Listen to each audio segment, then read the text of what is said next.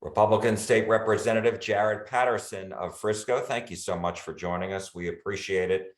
So yesterday, the PUC, Public Utility Commission, approved a new plan that is, I guess, in 3 letters, PCM, Performance Credit Mechanism. But a lot of people are not happy about this. And so I'm wondering, where are you as it relates to this plan that was approved yesterday? Well, thank you, and thank you for having me. I'm deeply concerned about this plan as it relates to the competitiveness in the marketplace and also the affordability of electricity prices moving forward. I think Texans need to know that we did a lot of great things last session to get us through this past summer and into the future in terms of, we hit 11 new all-time peak demand records in the last year, and the grid never once had a blip. And so things are going well, but we do need to address the long-term solvency of the grid, so to speak. And I don't believe that the PCM hits the bar. Why not? Well, it's number one, it's incredibly complicated. Keep in mind, Texas has the 9th largest economy in the world. And this market structure has never been implemented in any electricity market anywhere in the world before. So in and of itself, that's a big risk. One of the reasons that the study where they determined that they were going to use the PCM model, one of the reasons why the PCM wasn't recommended by the folks who did the study was because it's so complex and kind of convoluted in the way that it comes together. All of those complexities mean that it's going to be more expensive for the end use customer under this market structure. You work in the industry, and I'm wondering, is there a more reliable market system that would cost consumers less going forward? Yes, I mean, well, it depends on, what you mean by reliable, right? I mean, is it every single act of God that you could possibly manage and that we have to build a grid according to that? I don't think that anyone wants to pay for that. Quite honestly, that gets very, very expensive. But let's talk about the root reason why we have a problem on the grid long-term to begin with. And that's because of the massive federal subsidies to renewable energy resources that have been built in the state of Texas over the last decade plus.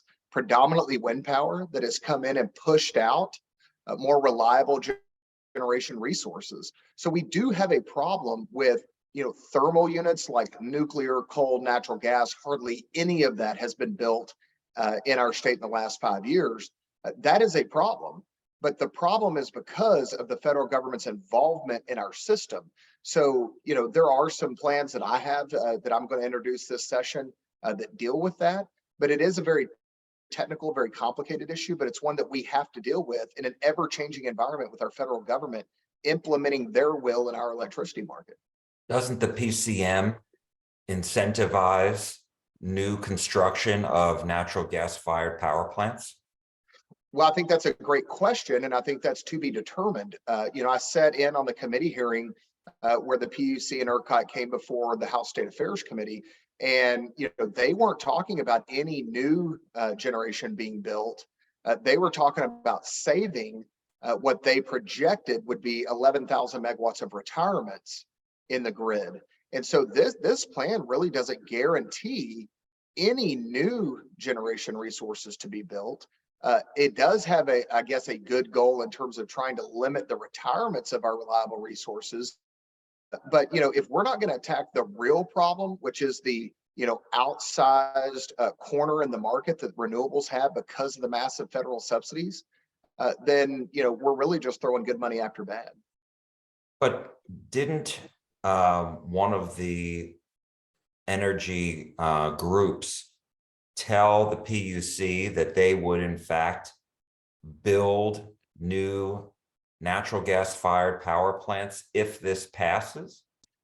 Yeah, absolutely. I mean, we heard that they would build, but that's no guarantee. And the amount that they, quote, guaranteed that would be built, there's already more than that in the queue in the coming years. And it's a very low amount of power. I mean, 4,600 megawatts I mean, that's great. We need that, but that's already in the queue to be built in Texas anyways. And so, I'm not hearing any type of guarantee. Certainly, there's no financial guarantee that if it's not built, that there would be a consequence. And so, I think what we need to do is kind of strip this back down to the main issue, make sure that we only allow dispatchable resources to connect to the grid.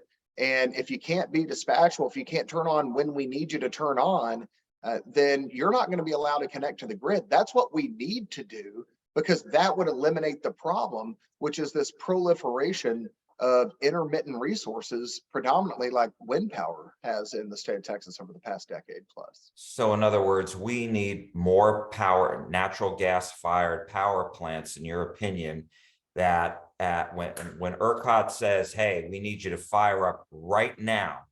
Yep. And that's what you're saying is needed.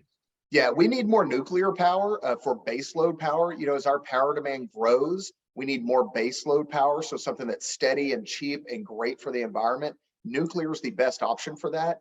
And then number two, we need more natural gas fired generators, which is a cleaner burning fuel, which is good for the environment. But it also is very abundant in the state of Texas. Even though we've had a spike over the last 12 to 18 months, historically, it's been very, very cheap in the state of Texas. And so those are the two best options that you could possibly hope for, while we continue to experiment with these other sources that have proven that they just don't show up when we need them to. It's a loss. Why do we allow them to connect to the grid? They don't work. Let me ask you this. I mean, when there is sun out and when there's wind, they do work. I mean, that they've shown, right? Absolutely. And look, wind and solar was producing 70% of the power on the grid one day in the last 2 weeks.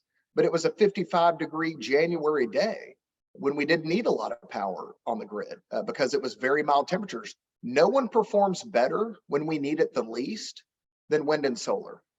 That's the bottom line. When we need it the most, when it's 3 to 7 p.m. on a hot summer day, wind is non-existent.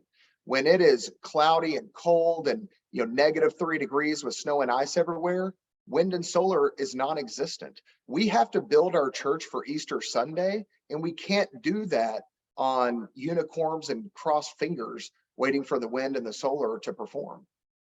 I wanted to ask you about Senator Charles Schwertner, who was one of the key authors for Senate Bill 3 back during the last session in 2021. He sent a scathing letter to the PUC yesterday. Scathing. He said that their vote represents a substantial departure from the legislative intent of his bill, SB 3. He also said, to be clear, SB 3 did not direct the PUC to replace the state's energy-only market with an unnecessarily complex capacity-style design that puts the competition market at risk. Do you agree? And do you agree that the legislature needs to chime in before a final market design is put into place? Absolutely, I agree with that. It was never the intent of the Texas legislature for a wholesale change of everything about our market, everything that's made our market as successful as it's been.